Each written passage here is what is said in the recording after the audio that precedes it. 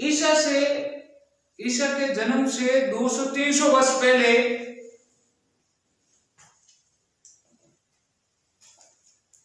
एक राजवंश हुआ। जैसे अलग अलग जाति के लोग अलग अलग नाम से, उस समय एक राजवंश हुआ जिसका नाम था मौर्य। मैंने पहले सुबह बताया था।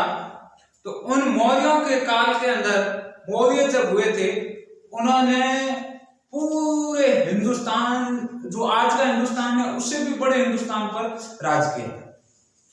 जब मौर्यों का अंत हुआ तो उसके बाद में भारत की जो राजनीतिक व्यवस्था है वो तितर बितर हो गई। छोटे छोटे राज्यों में भारत बट गया। फिर तीसरी चौथी शताब्दी के अंतर्गत, जो अभी जैसे 21वीं शताब्दी चल रही है, ऐसे ही तीसरी चौथी शताब्दी के अंदर भारत की राजनीतिक एकता को, यानी पूरे भारत को एक करने के लिए एक राजवंश हुआ है, एक राजाओं का राजवंश हुआ है। उस राजवंश का नाम है गुप्त वंश। क्या नाम है? गुप्त वंश। गुप्त वंश, ठीक है। इस गुप्त वंश के काल को भारत के इतिहास का स्वर्ण काल कहा जाता है, सोने का काल मानते हैं। यानी इन गुप्तों के काल के अंदर इतना विकास हुआ है हर क्षेत्र में, राजनीतिक दृष्टि से, सामाजिक दृष्टि से, आर्थिक दृष्टि से, हर दृष्टि से भारत का विकास हुआ। बहुत ही उच्च कोटि का विकास हुआ। अब कौन थे गुप्त, कहां से आए, किस जाति के थे, इन्होंने किस प्रकार राज किया, इन सब के बारे में देखेंगे। तो सबसे पहले अगर बात करें तो कुछ इतिहासकार कहते हैं गुप्त थे वो भारत में एक राजवंश हुआ है जिनका नाम है कुषाण। जैसे अपनी जाति होती है ना, वैसे ही जाति थी कुषाण, ठीक है। उस वंश के सामंत थे। कौन थे? सामंत, ठीक है। कुछ कहते शूद्र थे, कुछ कहते वैश्य थे, कुछ कहते ब्राह्मण थे, कुछ कहते क्षत्रिय थे। लेकिन असल में ज्यादातर इतिहासकार ये कहते हैं कि गुप्त थे वो वैश्य और क्षत्रिय के पक्ष में ज्यादा मत मिलता है, ठीक है। अब बात चली गुप्तों का टाइम पीरियड क्या था, गुप्त कहां से कहां तक है गुप्तों ने राज किया। तो गुप्तों ने 240 ईस्वी से 550 ईस्वी तक गुप्तों ने राज किया। 5-6 2-4 राजा प्रसिद्ध थे, जैसे चंद्रगुप्त प्रथम, चंद्रगुप्त द्वितीय, समुद्रगुप्त, स्कंदगुप्त, कुमारगुप्त, ये राजा थे। तो वो बहुत प्रसिद्ध राजा थे। बाकी ऐसे बहुत सारे राजा हुए इनके अंदर भी, गुप्तों में बहुत सारे राजा हुए, 15-16 राजा है। लेकिन उनमें से 4-5 मैंने नाम बताया, चंद्रगुप्त प्रथम, चंद्रगुप्त द्वितीय, स्कंदगुप्त, समुद्रगुप्त, और ये जो राजा हैं वो प्रसिद्ध राजा है। तो कोई पूछे कि गुप्तों का टाइम पीरियड क्या है, काल क्या है, समय क्या है, तो 240 ईस्वी से 550 ईस्वी तक भारत में किसने राज किया? गुप्तों ने, गुप्त वंश के राजाओं ने राज किया, ठीक है। अगर इनकी राजधानी की बात करें, राजधानी की बात करें तो इनकी राजधानी थी पाटलिपुत्र। कौन सी थी? पाटलिपुत्र। पाटलिपुत्र, पाटलिपुत्र किसका नाम है? आज की जो बिहार की राजधानी है पटना, पटना का पुराना नाम है पाटलिपुत्र, ठीक है। अब ये कहा था शुरुआत के अंदर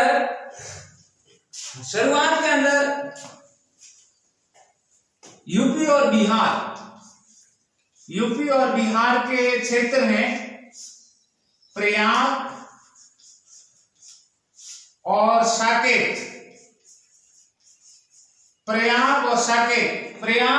साकेत अयोध्या का पुराना नाम है। भगवान राम की जो अयोध्या है ना, उसका पुराना नाम है साकेत। तो प्रयाग और साकेत के बीच में एक जगह है जिसका नाम है कौशाम्बी। क्या नाम है? कौशाम्बी। इस कौशाम्बी के अंदर गुप्त राजवंश का उदय हुआ। गुप्तों की शुरुआत कहां से हुई? कौशाम्बी से। कौशाम्बी कहां है? प्रयाग और साकेत के मध्य में। कोई पूछ ले आपको कि गुप्तों का उदय कहां हुआ? कौशाम्बी में। कहां हुआ? कौशाम्बी में। कौशाम्बी कहां है? प्रयाग और साकेत के मध्य में। और ये कौशाम्बी कौन से राज्य में आता है? यूपी और बिहार में। तो शुरुआत में जो गुप्त राजा होते ना, छोटे से बिहार और यूपी के अंदर छोटी सी जगह है, उसका नाम है, ये क्षेत्र है मगध। मगध क्या नाम है? हर राजा मौर्यों का राज्य भारत नहीं होता था, इनका राज्य कहलाता था मगध। ठीक है ना? मौर्य भी मगध थे, गुप्त भी मगध थे, सोम भी मगध, ये सारे मगध से शुरुआत की इनकी राजधानी।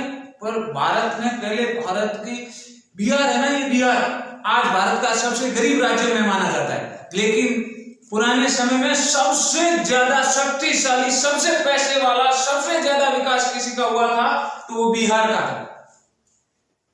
आज जो बहुत गरीब है, भारत का सबसे पिछड़े राज्यों में नंबर आता है बिहार का, वही बिहार पुराने समय में हर दृष्टि से विकसित था। क्यों? क्योंकि इनकी राजधानी थी ना, वो बिहार के अंदर थी, पाटलिपुत्र में। मौर्यों की राजधानी भी पाटलिपुत्र थी, गुप्तों की राजधानी भी पाटलिपुत्र, बहुत सारे राजाओं की राजधानी पाटलिपुत्र थी। और जहां राजा, जैसे अपने वर्तमान समय मोदी है, जहां मोदी कहां बैठता है? दिल्ली में बैठता है। दिल्ली क्या है? भारत की राजधानी है। तो ऐसे ही ऐसे राजा होते थे, तो राजा कहां बैठते थे? पाटलिपुत्र में। यहां से वो राज करते थे पूरे भारत पर। ठीक है?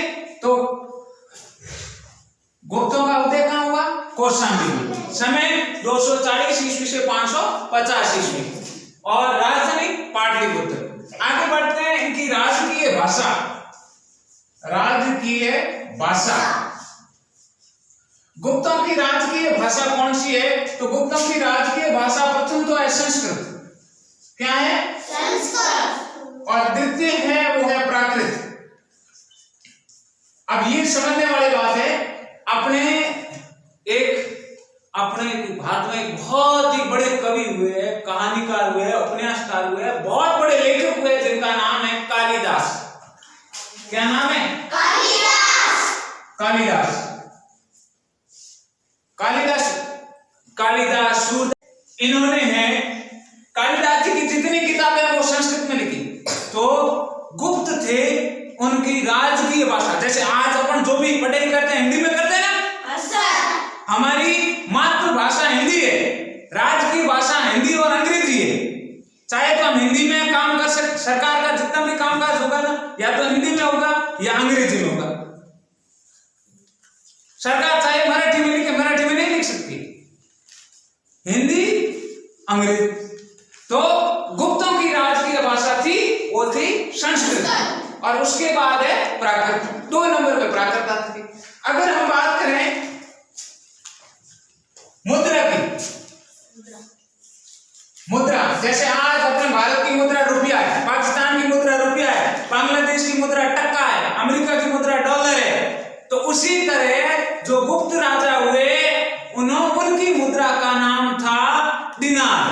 क्या नाम था? दिनार। दिनार। आज है ईरान इराक की है मुद्रा है दिनार। मतलब आज अपना रुपया होता है ना। और एक इंटरेस्टिंग बात बताता हूं, अपने अभी मैंने सुबह बताया था आपको कि निर्माण हुआ क्या था, अपना पूर्व के अंदर एक जिला है जिसे राजस्थान का प्रवेश द्वार है। क्या कहते हैं? राजस्थान का प्रवेश द्वार। उस जिले का नाम है भरतपुर। क्या नाम है? भरतपुर। कोई आपको पूछ ले राजस्थान का प्रवेश द्वार कौन सा जिला है? भरतपुर। ठीक है ना? तो उस भरतपुर के अंदर एक जगह है बयाना। क्या नाम है? बयाना। क्या नाम है? बयाना के अंदर खुदाई की गई तो बहुत सारे सोने के सिक्के मिले, बहुत सारे सोने के सिक्के मिले। वो सारे सिक्के गुप्त काल के, गुप्त राजाओं ने ढलवाए थे। तो उन्हें उसी को पाठ में पढ़ेंगे। तो राजस्थान में गुप्तों के सिक्के कहां मिले? बयाना, भरतपुर के अंदर। ठीक है, तो गुप्तों की मुद्रा क्या थी? दिनार। अगर हम बात करें क्षेत्रफल, गुप्तों का क्षेत्रफल, जैसे आज भारत का क्षेत्रफल 32,87,263 वर्ग किलोमीटर है, उसी तरह गुप्तों का क्षेत्रफल था वो 32 लाख वर्ग किलोमीटर था। 35 लाख। आज के भारत से भी ज्यादा था गुप्तों का भी, 3 लाख वर्ग किलोमीटर इनके पास भी ज्यादा था।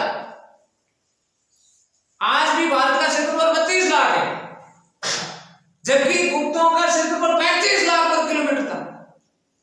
आज से भी जो भारत है ना, इससे भी बड़ा था भारत गुप्तों के पास। इतना बड़े राज्य पर गुप्त राज करते थे। ठीक है, अब बात करें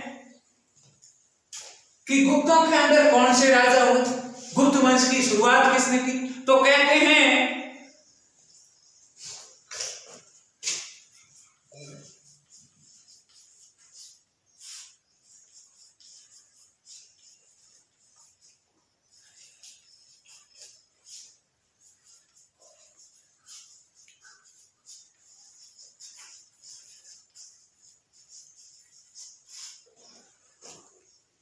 प्रभावती गुप्त नाम, प्रभावती गुप्त के पूना ताम्रपत्र अभिलेख।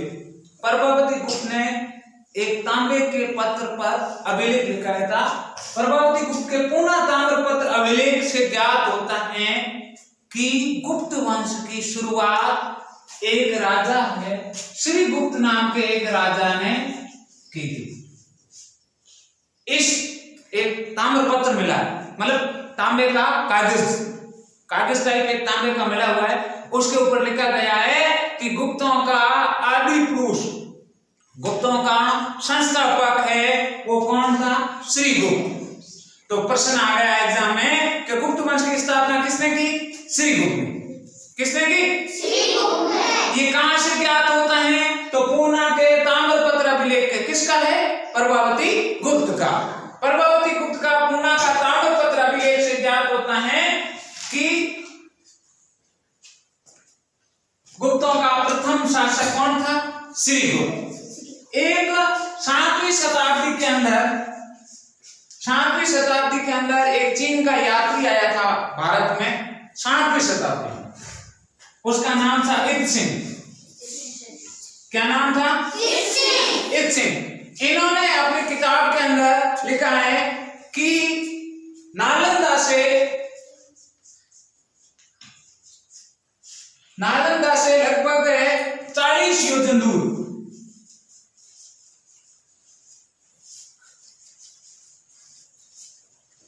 क्या लिखा? इसी नाम का चीनी यात्री था। वो कब आया? 7वीं सदी में। उसने अपनी किताब के अंदर लिखा कि लगभग आज से, उसने 7वीं शताब्दी में लिखा कि 500 वर्ष पूर्व, यानी 500 वर्ष पूर्व है, आज से 500 वर्ष पूर्व नालंदा से पूर्व दिशा में, नालंदा विश्वविद्यालय है बिहार के अंदर, तो नालंदा विश्वविद्यालय से पूर्व की दिशा में 40 योजन दूर। कितना योजन दूर? 40 योजन। ये मापने की इकाई है, ठीक है ना? योजन जैसे किलोमीटर होता है ना, वैसे योजन मापने की, दूरी मापने की इकाई है योजन। तो नालंदा के पूर्व दिशा में 40 योजन दूर एक राज्य था जिसमें चिलिकितो, ये चीनी शब्द है, चिलिकितो। इसे लिखते हैं कि भारतवर्ष में नालंदा विश्वविद्यालय से 40 योजन दूर पूर्व दिशा में एक राज्य था जिसके राजा थे चिलिकितो। चिलिकितो का अगर हिंदी अर्थ निकाले तो हिंदी मतलब होता है श्री गुप्त। यानी इसे लिखते हैं कि 500 वर्ष पहले नालंदा से 40 योजन दूर पूर्व दिशा में श्री गुप्त नाम का एक राजा था। उन्होंने अपनी किताब में लिखा, राजा था जिसने है बौद्ध के लिए, बौद्ध भिक्षुओं के लिए मृगशिखा वन में, मृगशिखा, बौद्ध भिक्षुओं के लिए मृगशिखा वन के अंदर एक है मंदिर बनवाया। क्या बनाया? मंदिर। वापस सुन लेना, किसने लिखा? इरसिंह ने लिखा। इरसिंह कब आए? 7वीं सदी में। क्या लिखा? इरसिंह ने लिखा कि आज से 500 वर्ष पहले नालंदा से 40 योजन दूर पूर्व दिशा में चिलिकितो नाम का राजा राज करता था, जिसने चीनी यात्रियों या बौद्ध भिक्षुओं के लिए एक मृगशिखा वन में, मृगशिखा कहां बनाया? मृगशिखा वन में बौद्ध मंदिर बनाया। क्या बनाया? बौद्ध मंदिर बनाया। और उस मंदिर का खर्चा कैसे चले भाई? उस मतलब जैसे कोई भी चीनी यात्री आ गया तो उस मृगशिखा वन के अंदर जो बौद्ध धर्म का मंदिर बना हुआ है उस समय का, उस समय जो भी आता था ना तो उस मंदिर में ठहरता था, उसके लिए चाय नाश्ता रहना खाने पीने की व्यवस्था। अब उस मंदिर का खर्चा कैसे चले, इसके लिए श्री गुप्त ने, इसे लिखते हैं कि श्री गुप्त ने 24 ग्रामों का दान किया। 24 ग्राम का दान किया। 24 ग्राम नहीं, तोलने वाला ग्राम नहीं, ग्राम मतलब गांव। 24 गांव का दान किया था इस मंदिर के लिए। तो दो चीजें मिली। श्री गुप्त वंश का प्रथम शासक था, ये कैसे ज्ञात होता है? या श्री गुप्त हुआ या नहीं हुआ, ये कैसे पता चला? एक तो पता चला प्रभावती गुप्त के पूना ताम्रपत्र अभिलेख में लिखा हुआ है कि गुप्तों के आदि पुरुष श्री गुप्त थे। दूसरा, चीनी 7वीं शताब्दी में आए चीनी यात्री इरसिंह ने अपनी पुस्तक में लिखा कि नालंदा से 40 योजन दूर पूर्व दिशा में चिलिकितो नाम का राजा था, जिसने चीनी यात्रियों के लिए मृगशिखा वन में एक बौद्ध मंदिर बनाया। उसके खर्चे के लिए 24 ग्राम दान में दिए। दो बातें हुई थी इसके संबंध में, इसलिए अपन मानेंगे कि श्री गुप्त गुप्तों का पहला राजा था। ठीक है, अब आगे बढ़ते हैं। इसके बाद इसका छोरा बना जिसका नाम था घटोत्कच। घटोत्कच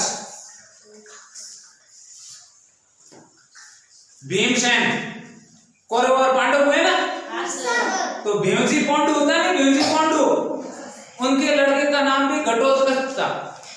कुछ कहते हैं वही थे घटोत्कच। तो इसने घटोत्कच, ये कौन था? श्री गुप्त का पुत्र था। इसने घटोत्कच ने श्री गुप्त के बाद में मगध का राज्य संभाला।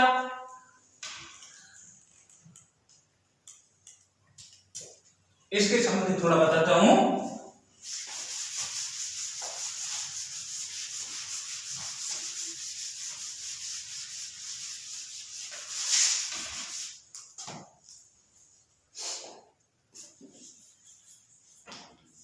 स्कंदगुप्त के सूपिया अभिलेख, सूपिया अभिलेख।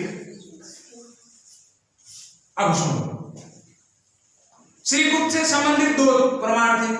अब दूसरा राजा गुप्तों का घटोत्कच था, ये कैसे पता चलता है? ये पता चलता है एमपी, मध्य प्रदेश के अंदर रीवा जिला, मध्य प्रदेश जैसे अपना जिला है ना, उसी तरह मध्य प्रदेश राज्य है। उस मध्य प्रदेश राज्य के अंदर जिला है जिसका नाम है रीवा।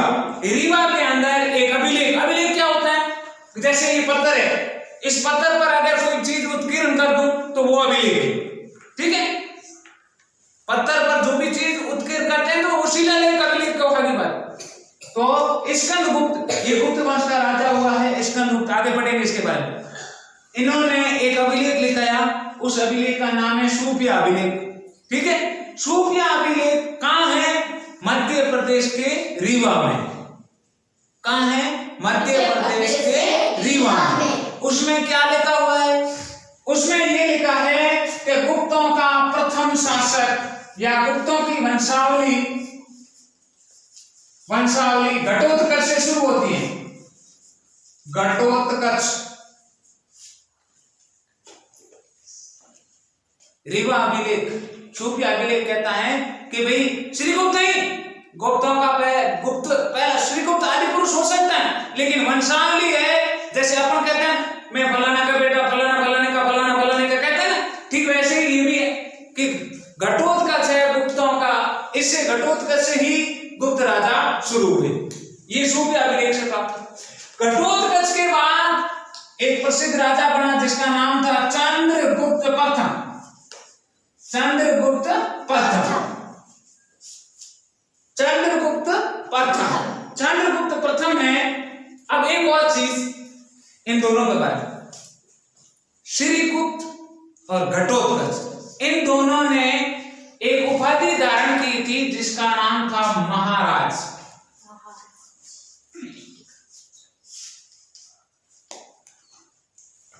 श्रीगुप्त और घटोत्कच इन दोनों ने महाराज की उपाधि धारण की। किसकी उपाधि? और महाराज की उपाधि धारण करने वाले उस समय में स्वतंत्र राजा नहीं थे, वो किसी के अधीन थे। महाराज की उपाधि तो इतिहासकार कहते हैं श्रीगुप्त और घटोत्कच किसी के अधीन राजा थे, इसीलिए उन्होंने महाराज की उपाधि धारण की थी।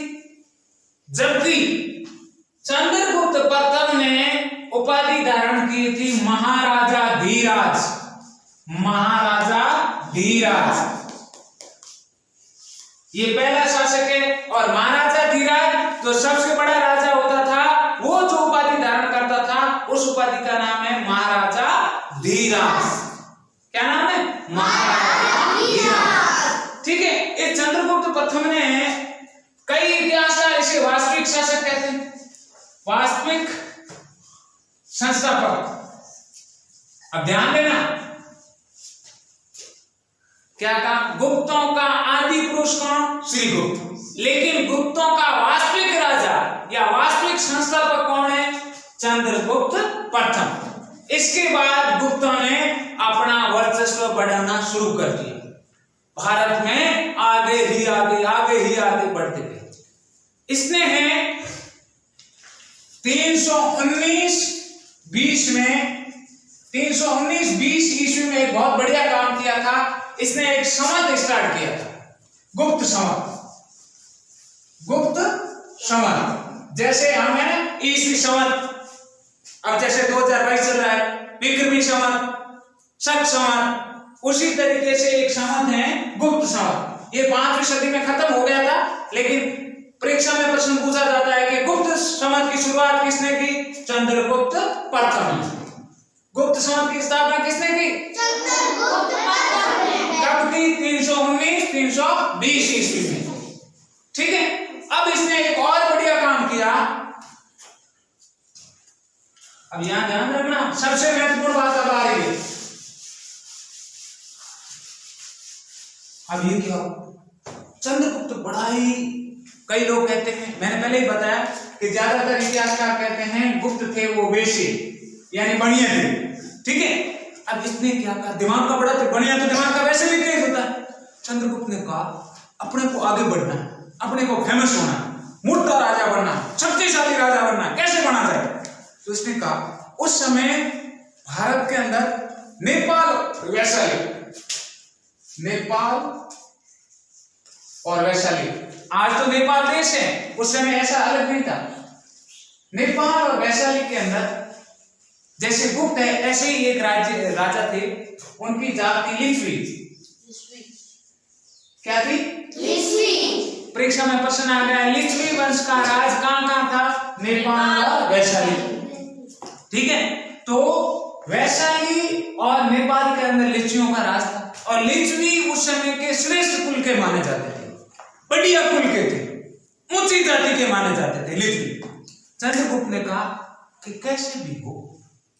दूसरा काम चंद्रगुप्त ने कहा, एक तो ये उच्च कुल के, दूसरा लिच्छवी राजा थे, उनके केवल एक ही छोरी थी, छोरा था ही नहीं, लड़का था ही नहीं।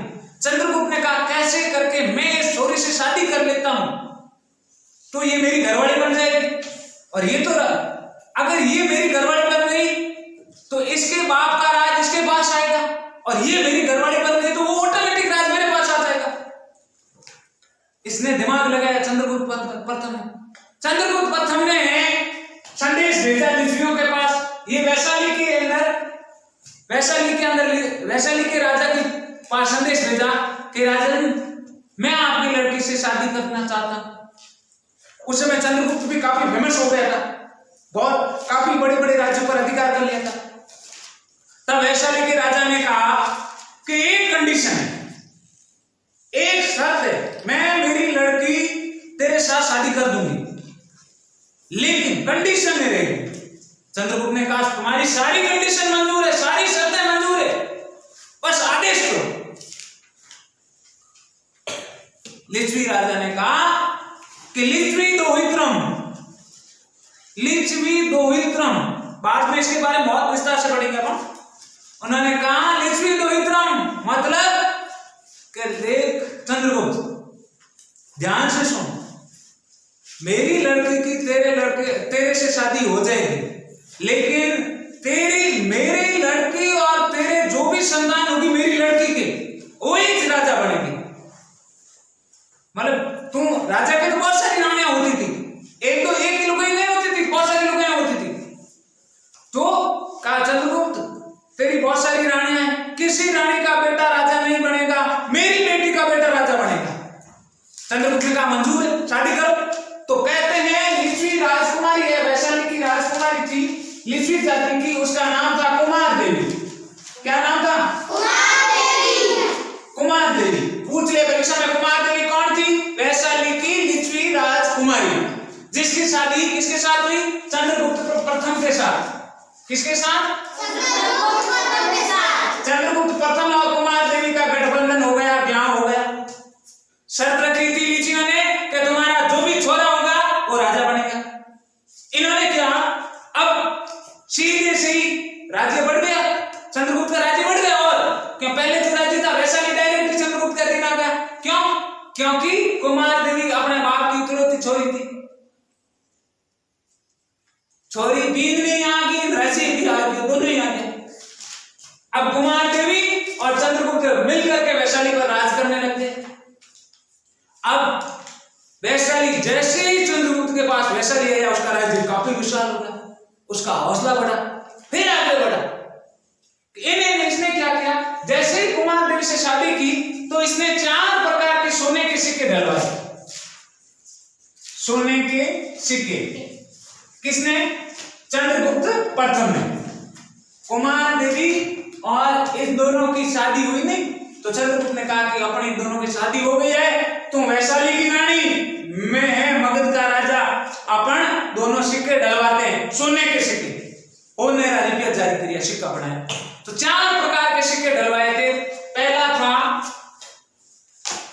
चंद्रगुप्त कुमार देवी प्रकार, दूसरा सिक्का था विवाह प्रकार, तीसरा सिक्का था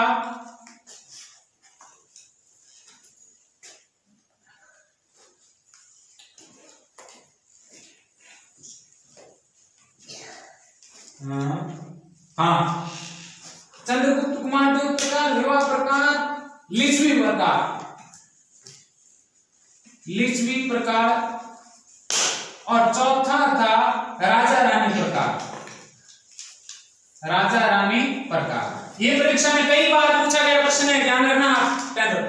तो प्रश्न आ गया कि कुमार देवी से शादी करने के बाद चंद्रगुप्त ने कौन से सिक्के डलाए, कितने प्रकार के? तो कुमार देवी से शादी करने के बाद चंद्रगुप्त ने सोने के सिक्के डलवाए और 4 प्रकार के सिक्के।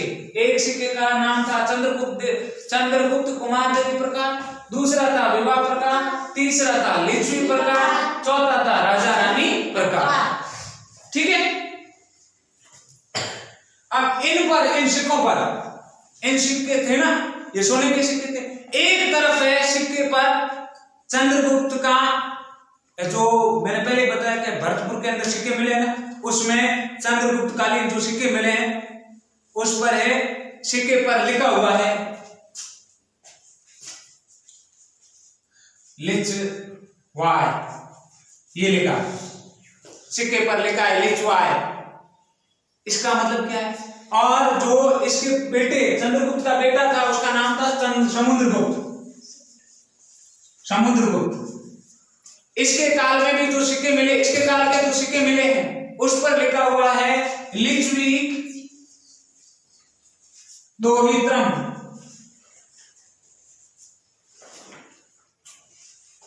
ध्यान रखना, किसने सिक्के डलाए 4 प्रकार के, उसमें एक तरफ सिक्के पर लिखा हुआ था लिच्छवाय।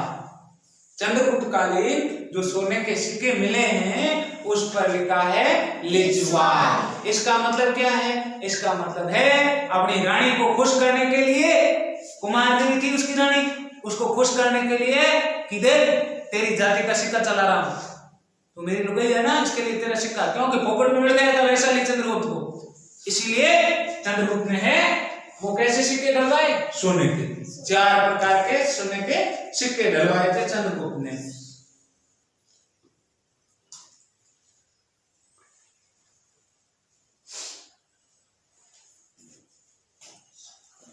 ठीक है, अब है इसी के अंदर एक प्रमाण बताता हूं और फिर कहते हैं। फिर ये क्या करते थे, चंद्रगुप्त ने ब्राह्मणों को जमीन दी थी। किसको? ब्राह्मण थे ना, गुप्तों के काल में ब्राह्मणों के ऐश मौत थे, बहुत ही भारी न्यारे थे ब्राह्मणों। ब्राह्मणों को फोकट में जमीन देते थे। पहले खेती थी और कुछ था ही नहीं, खेती बाड़ी होती थी और कुछ था नहीं। तो चंद कहते हैं, इतिहासकार कहते हैं, इतिहासकार एस के वर्मा लिखते हैं कि चंद्रगुप्त ने अपने काल में ब्राह्मणों को कर रहित भूमि दी। कर रहित भूमि दी मतलब राजा के तरफ से ब्राह्मणों को जमीन मिलती थी, ब्राह्मणों को, उस जमीन के ऊपर राजा को कोई टैक्स नहीं देना पड़ता था ब्राह्मणों को। उस जमीन को कहते हैं भोग भूमि। भोग भूमि क्या नाम देते थे? भोग भूमि। पहली बार प्रमाण मिलता, एस के वर्मा लिखते हैं कि गुप्त काल में सर्वप्रथम ये प्रमाण मिलता है कि चंद्रगुप्त प्रथम ने ब्राह्मणों को कर रहित भूमि दी थी, जिसको कहा जाता था भोग भूमि, और बाकी जनता को है, बाकी जनता को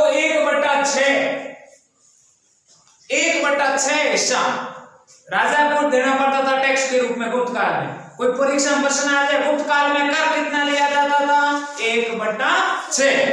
क्लियर? प्रश्न वापस सुन लो एक बार। गुप्तों का वास्तविक संस्थापक चंद्रगुप्त प्रथम। वास्तविक संस्थापक चंद्रगुप्त प्रथम कौन था? घटोत्कच का पुत्र। ठीक है, चंद्रगुप्त ने क्या काम किया? चंद्रगुप्त ने क्या काम किया? गुप्त संवत की स्थापना की। कब की? 319-20 में। ठीक है, और क्या किया? चंद्रगुप्त प्रथम ने वैशाली की लिच्छवी राजकुमारी कुमार देवी से विवाह किया और 4 प्रकार के सिक्के डलवाए। चंद्रगुप्त कुमार देवी प्रकार, विवाह प्रकार, राजा रानी प्रकार, लिच्छवी प्रकार। ठीक है, और उन सिक्कों पर क्या उत्कीर्ण करवाया? लिच्छवा। ठीक है, और ब्राह्मणों को जमीन दी थी कर रही, जिसे भोग भूमि कहा जाता। अब है नेक्स्ट है पढ़ेंगे, उस समय पढ़ेंगे समुद्रगुप्त, भारत का नेपोलियन, बहुत ही प्रसिद्ध राजा। इसने 100 युद्धों का नायक कहा जाता है नेपोलियन, समुद्रगुप्त को। इसने जितनी लड़ाइयां लड़ी सारी जीता, इतना महान राजा था समुद्रगुप्त। ठीक है, आगे नेक्स्ट कल देखेंगे।